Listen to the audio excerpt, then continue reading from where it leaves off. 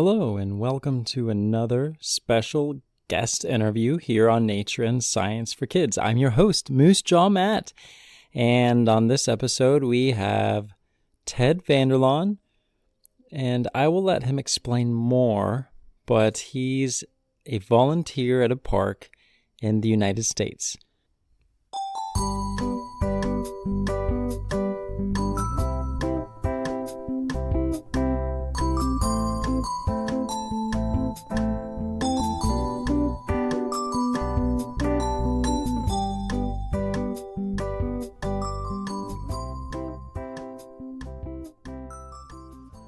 Here we are. I'm recording with Ted Vanderlaan, and I want to say thank you for joining us. It's nice to have you on the show.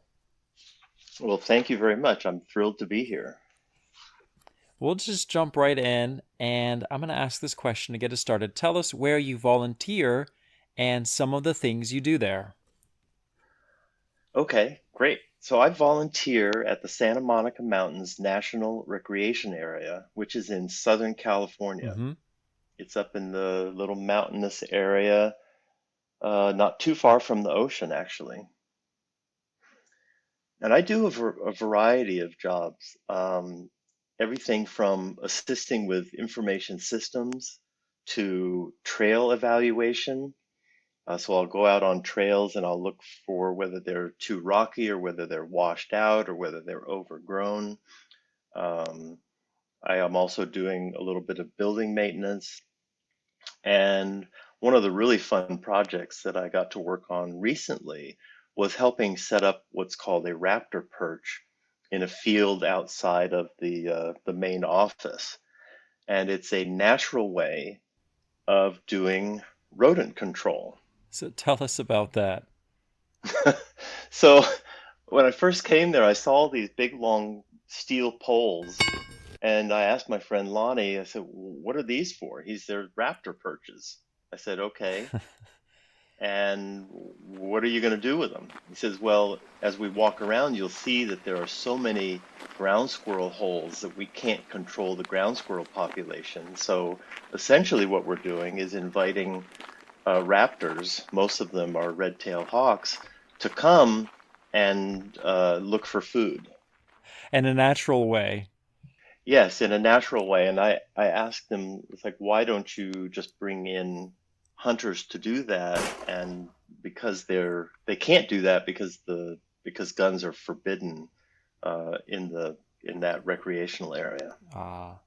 We've talked about before on the show that there's this balance that exists in nature and in the world usually until people come in and mess it up. Hmm. So sometimes humans have to come in and sort of fix what they've messed up. So this would be one of those examples where maybe even if people didn't mess it up, they're coming in to try to help keep the ground squirrel population at a level that's healthy for the ecosystem. Right, exactly. And because people moved in, they lost all the natural predators like coyotes and Hmm. bobcats and mountain lions, which would normally uh, keep that population down. So there's so few of them that they are trying to do a natural resolution to it.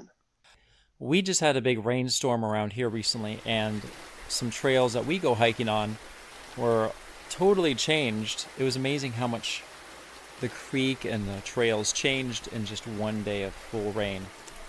So, in a situation like that out there, is that what you would do? You'd go and maintain the trails and get them back so they're hikeable?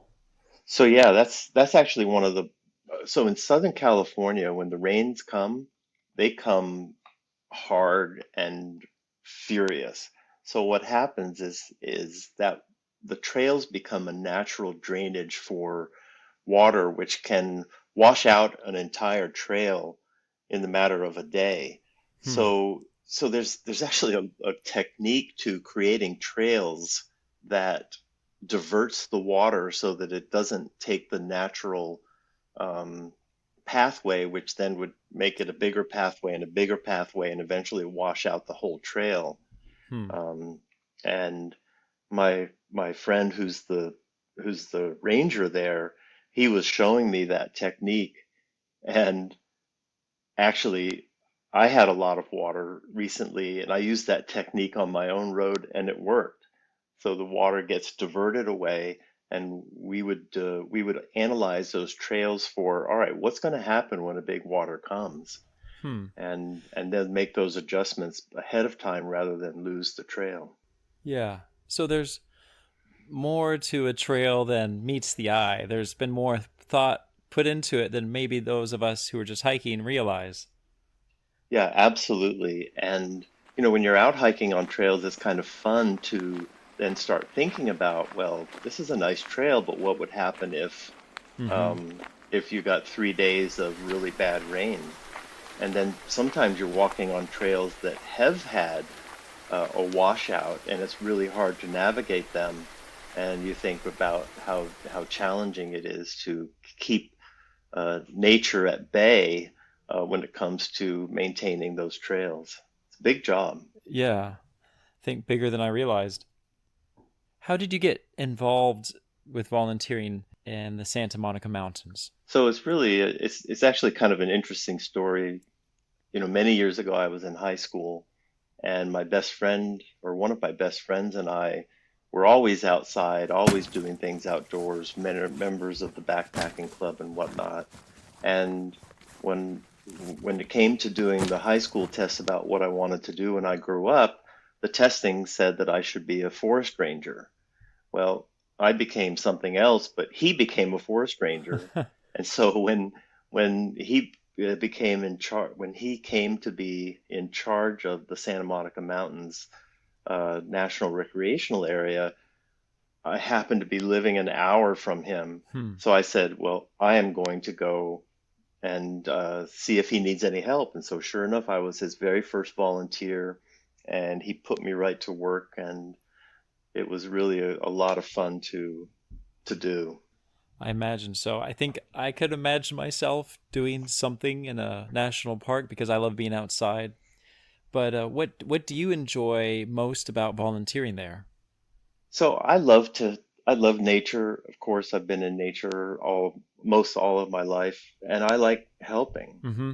And when I combine those two, it's just kind of natural. And it's also a stress reducer for me. Absolutely. So I can go and I can have a job working out in nature, whether it's cutting brush or analyzing trails or putting up raptor perches. It just puts my head in a very different place, and I can be creative. I can enjoy my time. I can interact with other people who maybe don't have as much experience and they have questions about the trails and the wildlife. So it's just really is a lot of fun.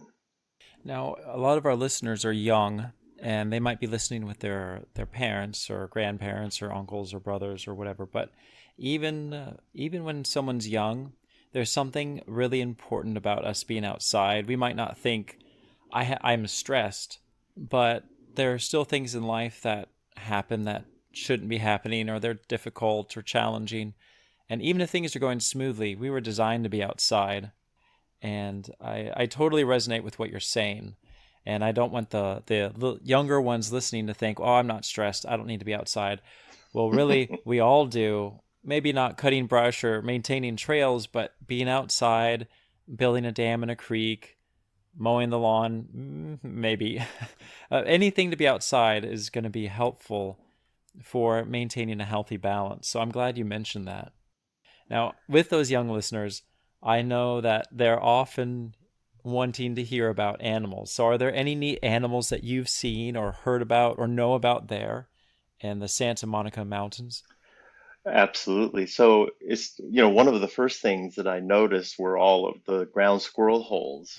And so I asked Lonnie, I was like, "Are you overrun by ground squirrels?" He says, "Yeah, but you hardly ever see them." Hmm. And so you have to be just the right time of day, and you can see one of them poke their head up or another one poke their head up over there, but they have a whole interstate of their highways running underground so they can move around without really being That's seen. interesting. Yeah. I've also seen a lot of deer. It's really cool to see the deer, um, especially early in the morning when you're hiking around, you can see them.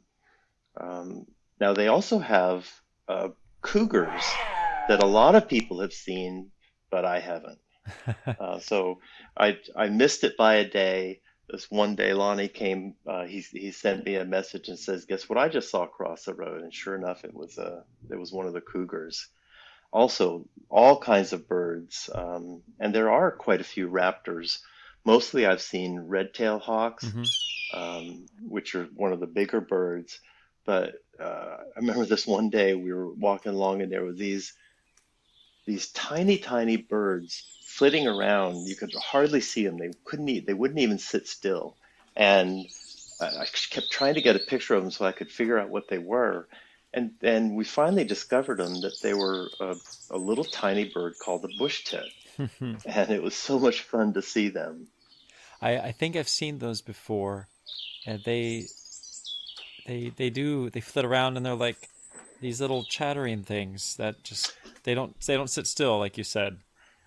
Yeah, they don't sit still very long at all. The only way I was able to get a picture is to put a video and then do a freeze Hmm, frame of the that video. sounds about right. Yeah. When you mentioned cougars, aren't those the don't they also go by the name mountain lion? They do. There's actually several names for cougars, but mountain lions is one of them. And back in the East, they used to also call them catamounts. Hmm. That's more of a probably 16, 17, 1800s term for them. But yeah, they're a tawny, sort of a light yellow colored with white points. Neat. I wouldn't mind seeing one, but I think I wouldn't mind seeing them from a great distance. Exactly. They're pretty timid. They do stay away from people for the most part. On occasion, you'll hear stories about them interacting with people, which is not so good. Yeah. So you mentioned that you love nature. When did you start to find or experience that love of nature and the outdoors? Was there a specific experience that made you interested in being outside? Well, I guess I would say I come by it naturally in that I was born up in New England and grew up on a 400-acre dairy farm where the whole world was the outdoors.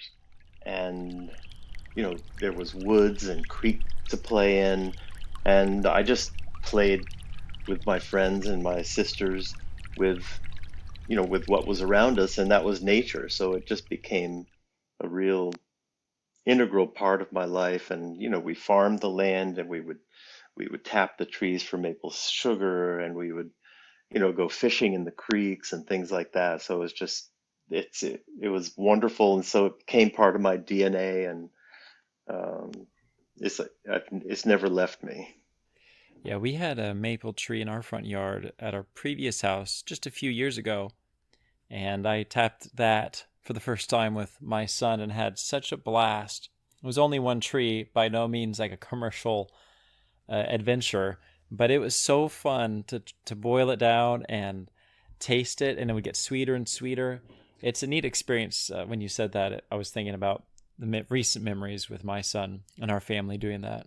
Yeah, that's great fun. I assume you do some other things to get outside besides volunteering. What things do you do now to be outside in nature? Well, uh, so it just so happens that I recently purchased a small farm, and I find myself outside all the time, just trying to get things cleaned up. But also, I'll go hiking, especially in the woods, up near the Appalachian Trail with my amazing grandchildren and my daughter and son-in-law.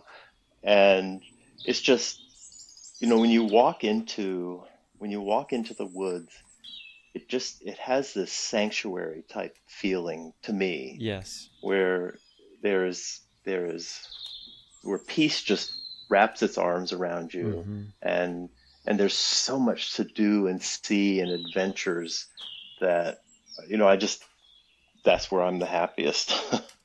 Absolutely. It's not really a secret, but you are my father-in-law. What? And the places you're talking about going out in the woods, we were just there yesterday actually, and it was so refreshing. And we go pretty regularly to these certain spots, and there's a creek, and the water is incredibly clear. And the way you said it, it's so peaceful, and you never run out of things to do.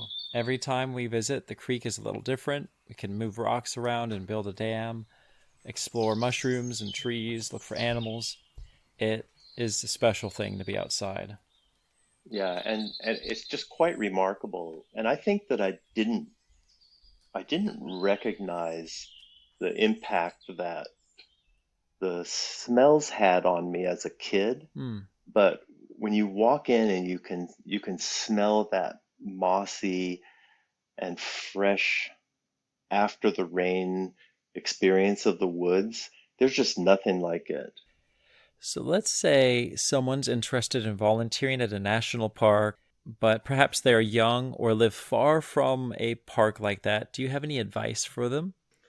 Yeah, I do. I've been thinking about this.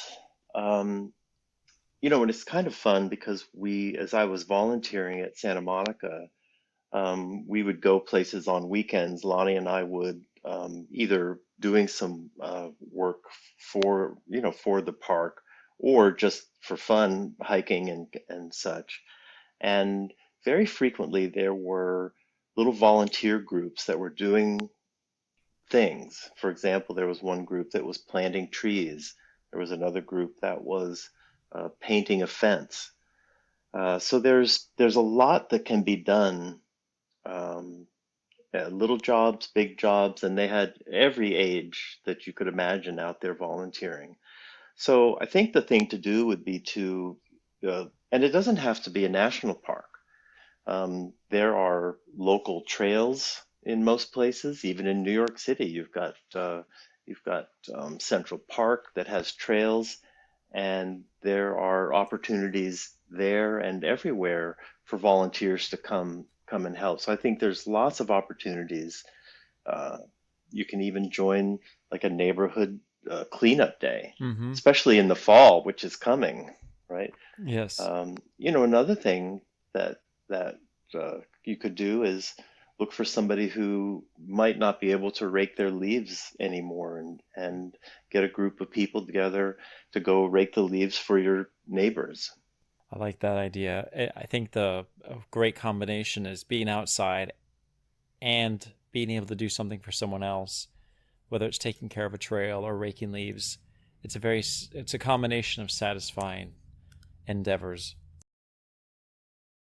Well, I've been looking forward to this interview for a while. We've been in the talking about it for a while now, and I'm glad we were able to make it happen. Thank you so much for your time and sharing about your volunteering in Santa Monica. All right, it's my pleasure.